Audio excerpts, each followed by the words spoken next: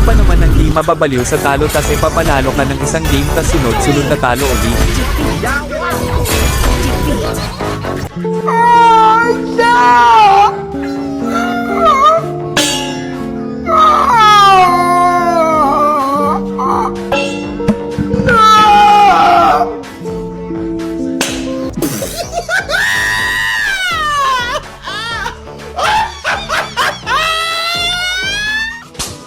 Sino ba naman kasi ang matutuwa guys kasi tingnan nyo ba naman 640 matches na ko ngayong season tas yung star ko 131 star pa lang.